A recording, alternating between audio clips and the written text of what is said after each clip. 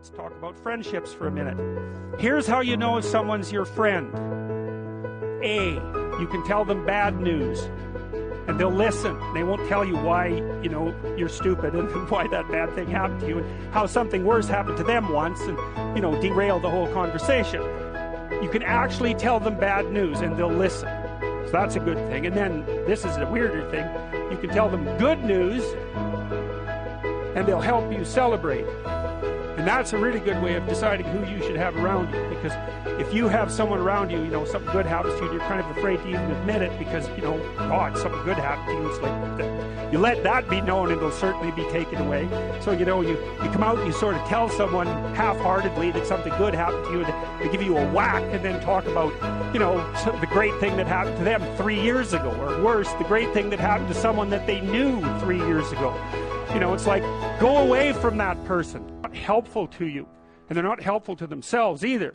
And so you want to surround yourself. You got to think about this. You got to surround yourself with people who want the best for the best part of you.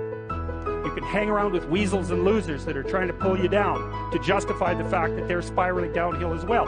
And the upside of that is you don't have to have any responsibility. You can all whine about how wretched life is, so that's pretty attractive. But I would say it's also a bad medium to long-term plan.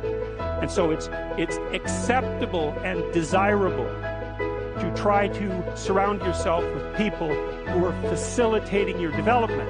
And you might say, well, I've got people around, I know them well, they're not doing that well, and they don't fit into that category. It's like, what's your point?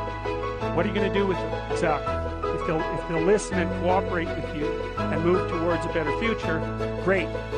If they don't pay any attention and they keep doing the damn things over and over and they're not going anywhere and it's painful, then maybe the proper thing to do is say, you just have your misery. I'll go off and have my life. And maybe you'll wake up at some point in the future and think that's a better way of being. Because just putting up with it is, well, they call that enabling, right? You put up with that sort of behavior, you're providing tacit consent for it and even tacit approval. It's like, it's a bad idea. You have, I would say, both the right and the responsibility to surround yourself with people who are good for the best part of you.